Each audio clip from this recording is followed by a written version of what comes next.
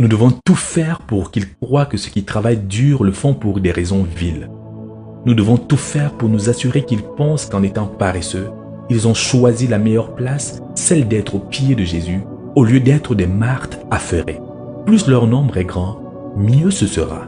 Nous avons désespérément besoin d'eux, de ces chrétiens paresseux, pas seulement parmi les hommes de troupe, mais aussi parmi les capitaines et les généraux. Les dirigeants chrétiens paresseux servent notre cause plus que 100 dirigeants non-croyants. Si tu es paresseux, tu es en train de coopérer avec Satan. Tu es son agent. Le Seigneur Jésus a enseigné ceci. Celui qui n'est pas avec moi est contre moi. Celui qui n'assemble pas avec moi disperse. Matthieu chapitre 12, verset 30. Croyant paresseux, tu es contre Christ de dur labeur. Tu es en train de disperser et de coopérer avec Satan. Tu es un espion dans le corps de Christ. Tu es plus utile à Satan qu'un non-croyant. Tu pourrais donner des excuses, mais elles ne serviront qu'à confirmer les faits. Chapitre 4. La paresse est une tentative de meurtre. Le Seigneur avait dit à Adam de cultiver le jardin d'Éden et de le garder. Il lui dit aussi, « C'est à force de peine que tu en tireras ta nourriture tous les jours de ta vie. » Genèse chapitre 3, verset 17. Il y a suffisamment de terrain sur la planète Terre et assez de mers et de rivières poissonneuses pour nourrir des milliards et des milliards d'êtres humains. Les terres fertiles et les rivières et mers à partir desquelles on peut obtenir du poisson ne sont pas équitablement réparties. Le Seigneur s'attend à ce que ceux qui habitent des terres agricoles et qui ont la possibilité de pêcher travaillent extrêmement dur pour subvenir à leurs besoins ainsi qu'à ceux des hommes dont les terres ne sont pas fertiles et qui n'ont ni mer ni rivière poissonneuse.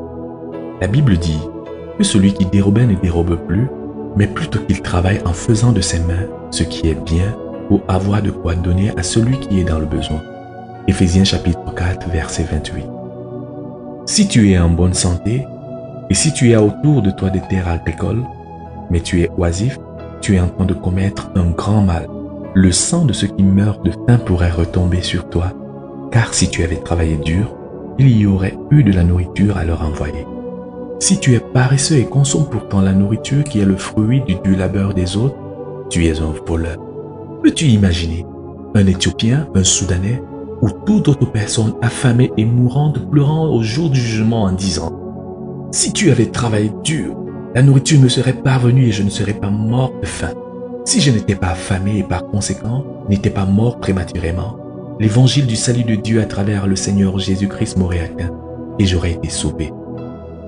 Parce que tu as été paresseux, je suis mort avant que l'évangile ne m'atteigne. Parce que tu as été paresseux, je suis perdu. Je suis en enfer. » Pense à une autre âme qui serait en train de languir à partir de l'enfer en criant « Si tu avais travaillé plus dur, tu aurais gagné plus d'argent et tu aurais investi dans l'œuvre du Seigneur.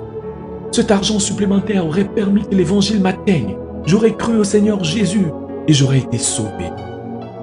Ma vie sur terre et celle de maintenant auraient été très différentes. Mais parce que tu as été paresseux, tu n'as pas pu donner cette somme d'argent supplémentaire qui était nécessaire pour le ministère. Et l'évangile ne m'a donc jamais atteint.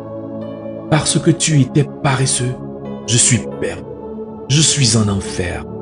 Mon sang retombera sur toi. Ta paresse m'a tué. Pense à cela.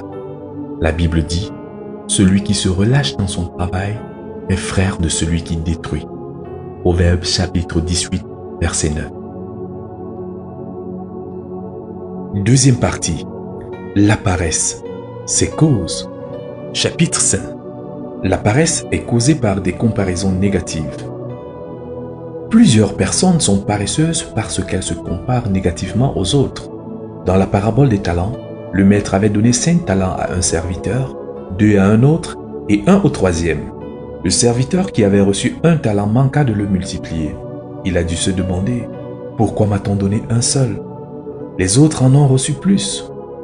Du fait qu'il s'était comparé aux autres, il avait conclu qu'il n'était pas aimé comme les autres et à cause de cela n'avait rien fait pour multiplier son talent. Est-ce là la raison de ta paresse? Te compares-tu aux autres en disant « Je ne suis pas aussi instruit que les autres. Je n'ai pas les mêmes dons spirituels que les autres. je n'ai pas les mêmes opportunités que les autres, etc. Tant que tu continueras à te comparer aux autres, tu resteras paresseux.